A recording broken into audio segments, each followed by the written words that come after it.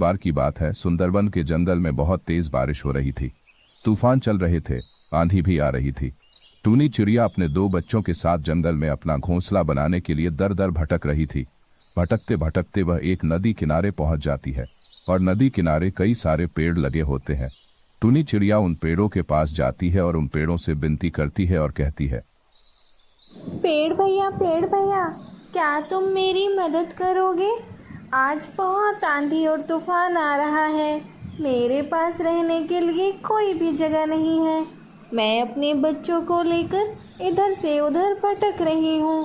Please मुझे अपनी टहनी में थोड़ी सी जगह दे दीजिए, जहाँ मैं अपना घोंसला बनाकर अपने आप को और अपने दोनों बच्चों को बचा सकूँ। प्लीज़ पेड़ भैया, मुझे आपकी मदद की बहुत ज़रूरत है। अगर आप मेरी मदद नहीं कर पाए तो मैं कहाँ जाऊँगी? प्लीज़ भैया, मुझे अपने पेड़ पर एक छोटी सी टहनी पर अपना घोंसला बनाने की जगह दे दीजिए। अरे नहीं टोनी, मैं तुम्हें अपने पेड़ पर जगह नहीं दे सकता। तुम यहाँ पर घोंसला नहीं बना सकती। तुम यहाँ से जाकर किसी दूसरे पेड़ पर अपना घोंसला बनाने की तलाश करो। मैं तुम्हारी कोई मदद नहीं कर सकता। टोनी चिड़िया को पेड़ की बात सुनकर बहुत दुख होता है और वो मन ही मन बहुत मायूस भी होती है, क्योंकि इस बारिश में बचने के लिए उसके पास कोई भी सहारा नहीं था। वो कहाँ जाकर अपनी जान बचाती? वो वहाँ से जाने लगती है, लेकिन जाते जाते वो पेड़ को बातें सुना कर जाती है। तुम बहुत अहंकारी पेड़ हो। तुमने मेरी मदद नहीं की। तुम्हें पता है मुझे इस वक्त अपने घोंसले बनाने की कितनी ज़रूरत है।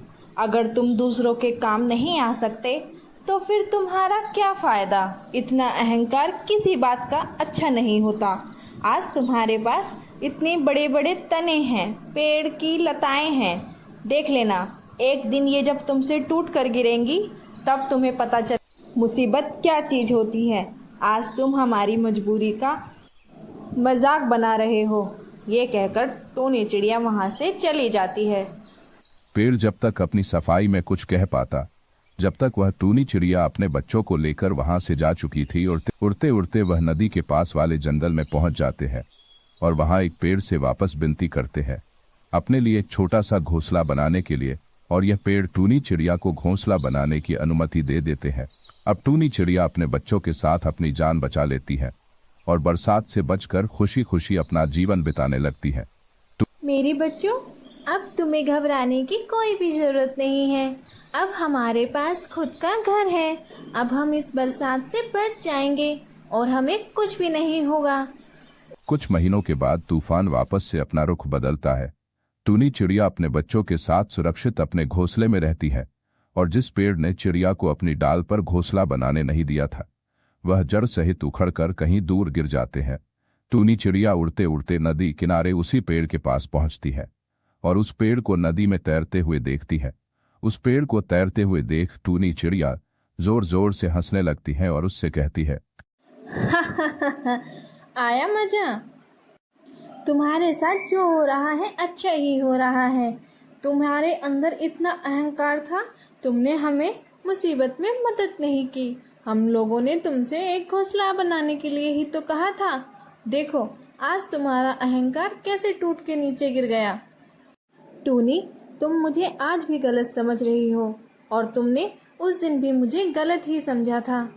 मैं पहले से ही जानता था कि मेरी जड़ें मजबूत नहीं हैं।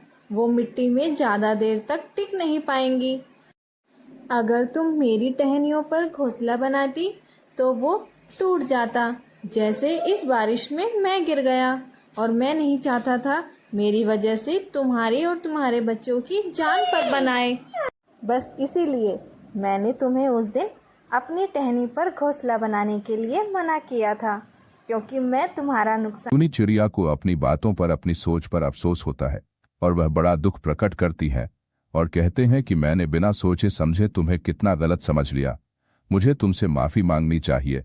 तो दोस्तों, बिना सोचे समझे किसी की बातों का गलत मतलब नहीं निकलना चाहिए। हो सकता हो वो गलत ना हो, आप लोगों को ये वीडियो कैसा लगा कमेंट में ज़रूर बताइएगा और वीडियो को ज़्यादा से ज़्यादा लाइक शेयर एंड सब्सक्राइब कीजिए।